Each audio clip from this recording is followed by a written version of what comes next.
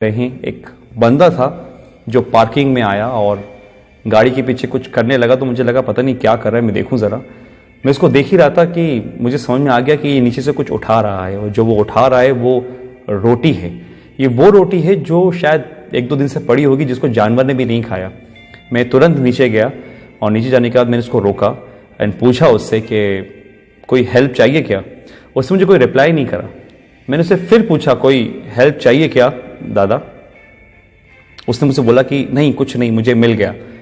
तो उसके हाथ में जो रोटी थी वो बिखर रही थी। मैं सिले से बता रहा हूं मैं आपको कि वो 2-3 दिन से पुरानी रोटी होगी कम से कम, मतलब जिसको जानवर ने भी नहीं खाई। वो इतना मजबूर था कि उसको खाने को तैयार था लेकिन मांगने को तैयार नहीं था। उसने मुझसे कुछ नहीं मांगा। स्टिल मैंने उसको फोर्स करा और मैंने पूछा कि क्या मैं आपकी थोड़ी मदद कर दूं। उसने चुपचाप से सर हिलाया और मैंने उसको कुछ पैसे दिए। पैसे लेने के बाद उसने मुझे पैसे रिटर्न करने की कोशिश करी।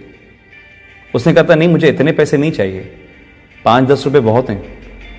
एंड मुझे समझ नहीं आया। मैं बोला कि ठीक है आप रख लिया, आपके आगे काम आएंगे। बट उसने मुझसे वो पैसे लेने से मना करा।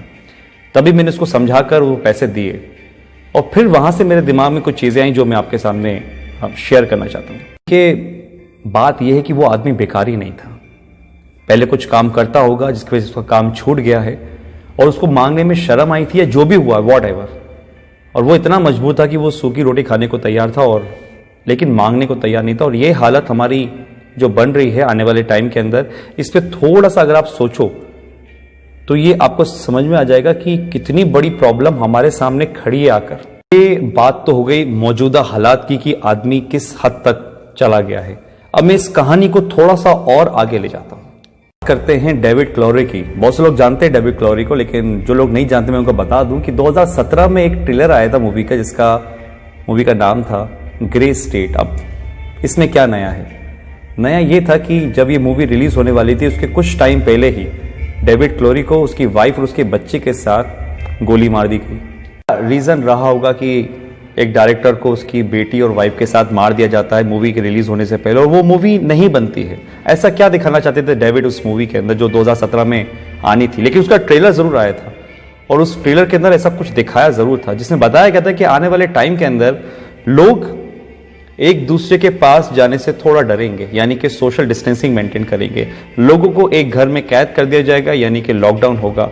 ट्रांसपोर्ट सारी चीजें बंद कर दी जाएंगी और कैश बिल्कुल नहीं होगा। उनके बॉडी में एक चिप इंसर्ट की जाएगी, जो जितने भी ट्रांजैक्शंस होंगे वो सब उस चिप से होंगे। ये तो सिर्फ एक ट्रेलर था जिसमें बताया गया था। बताना तो कुछ और चाहते थे, लेकिन उससे पहले ये मूवी और वो दोनों ही खत्म हो गए। 2017 में ही बिल गेट्स ने बोला था कि एक महामारी आने वाली है जिसके लिए हमें तैयार रहना चाहिए। और ठीक 18 अक्टूबर 2019 को बिल गेट्स ने एक मीटिंग में बोला कि अब जो वॉर होगी कंट्रीज के बीच में वो मशीन से नहीं होगी, वायरस से होगी। और अभी आप जानते हैं बिल गेट्स को लेके क्या कंट्रोवर्सी चल रही है। आपको लग रहा होगा कि दो वीडियो का आपस में क्या कनेक्शन है। कुछ लोग समझ रहे होंगे, कुछ लोगों को समझ में नहीं आ रहा होगा। तो यहां पर एक यू टर्न आता है और मैं आपको ले जाता हूं 1980 में। 1980 के अंदर एक ऑर्गेनाइजेशन बनी जिसका मेन मकसद था इस पूरी दुनिया में एक पावर होना, यानी कि पूरी दुनिया को एक पावर चलाना। और उस पावर को उन्होंने नाम दिया था न्यू वर्ल्ड ऑर्डर। ऑर्गेनाइजेशन में ज्यादा लोग नहीं थे, कोई सीक्रेट 100-150 लोग होंगे। और एक बहुत डरावने वाली बात इस ऑर्गेनाइजेशन की ये थी कि वो इस दुनिया की टोटल आबादी को 50 करोड़ में लाना चाह रहे थे, 50 करोड़ में। उनके टारगेट में थे वो देश जिसमें सबसे ज्यादा पॉपुलेशन है, जिसमें हमारा इंडिया भी होता है। सबके लिए उन्होंने एक प्लान बनाया जिसका नाम था MMP, mind control, money control, population control. Control यानी कि आदमी खुद से कुछ ना सोचे, जो वो चाहे वो आप सोचो, माइंड कंट्रोल। और ये किसके थ्रू होता? मास मीडिया के थ्रू। जो मीडिया में दिखाया जाएगा वो आदमी सोचेगा।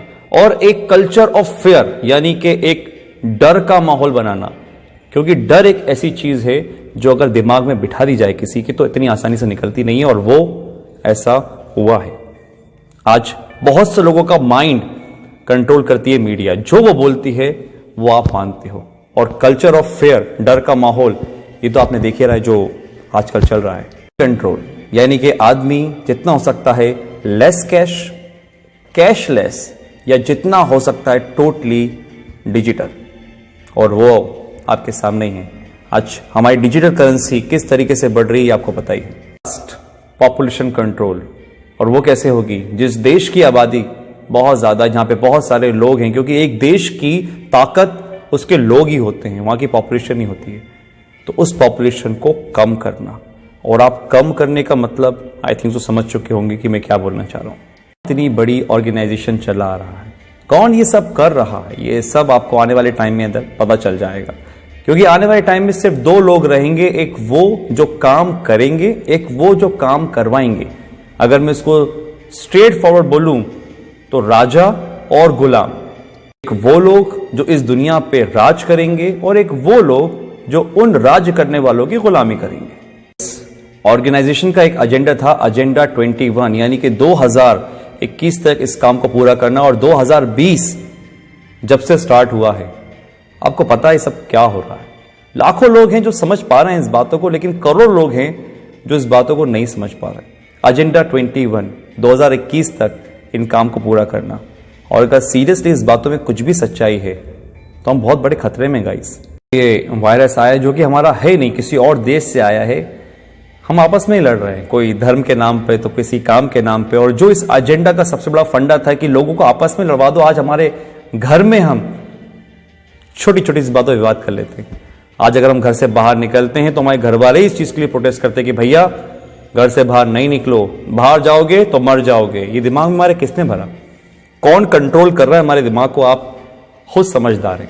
बहुत से लोग बोलेंगे कि यार ये तो कुछ कहानी जैसी लग रही है, तो कहानी सही, क्योंकि जो अभी मौजूदा हालात हैं कोरोना से लेकर, ये भी कोई फिल्म की स्टोरी से कम नहीं है, जो बढ़िया से स्क्रिप्ट करी गई है और बहुत अच्छी तरीके से प्ले हो रही है। मैं आता हूं अपनी पुराने वाली बात पर कि जो सुबह मेरे साथ इंसिडेंट हुआ कि एक मध्य वर्ग का आदमी जो लोअर मिडिल क्लास है, जो शायद कुछ भी काम करके काम चला रहा था, वो मांगने को नहीं तैयार है। वो 3 दिन पुरानी रोटी खा लेकर छुप कर उठाकर, लेकिन वो मुझसे पैसे लेने को तैयार नहीं था। मैंने फोर्सफुली उसको पैसे लिए थे। ये हालात है। तो एक मैसेज तो ये है कि अगर आपके आसपास कोई देखे जो हो सकता है मजबूर हो, लेकिन शर्म के मारे नहीं मांग पा रहा हो, तो उसकी आप जरूर मदद करिएगा। इतना तो हम लोग अंदाजा लगा लेते हैं कि कौन परेशान है कौन नहीं। दूसरी बात, अगर ये बात सही है कि जो 1980 में एक एजेंडा चला, एजेंडा 21, डर का बिजनेस, अगर ये सही है तो गाइस आप लोग समझिए, संदीप महेश्वरी, मिस्टर रॉय चौधरी, ऐसे बहुत से लोग हैं, बड़े बड़े डॉक्टर्स हैं जो आपको समझाने की कोशिश कर रहे हैं कि इसका मॉर्टेलिटी रेट बहुत कम है, 0.01%। 1000 में से एक इंसान मर रहा है, तो फिर किस बात का इतना हाहाकार मचा हुआ है? जस्ट बिकॉज ऑफ, क्योंकि हम जो न्यूज देखते हैं वो मीडिया से आ रही है। बात वही है, हमारे दिमाग को कंट्रोल करा जा रहा है, हमारे पैसों को कंट्रोल करा जा रहा है। आज हमारे पास इतनी आजादी नहीं है कि हम खुद का काम कर सकें। किसी के कहने पे हम दुकान खोलते हैं, किसी के कहने पे हम दुकान नहीं खोलते। ये हक हमसे छीन लिया गया है, पैसा कमाने का हमसे छीन लिया गया है। हम खुद से आज कुछ नहीं कर सकते। ये कहीं वो एजेंडा 21 तो नहीं? अगर है तो आज डर छोड़िए, अपनी इम्यूनिटी पे काम करिए, दिमाग लगाइए, लॉजिक समझिए। मीडिया क्या बोलती है वो नहीं, आप ये समझिए कि दूसरे जो लोग, लाखों लोग समझ रहे हैं लॉजिकल बात को, उसको पकड़िए, ठंडे दिमाग से सोचिए और फिर फैसला कीजिए कि आपको क्या करना है। आप डरेंगे नहीं तो आप संभल जाएंगे, और अगर आप संभल गए तो ये देश बच जाएगा। Thank you.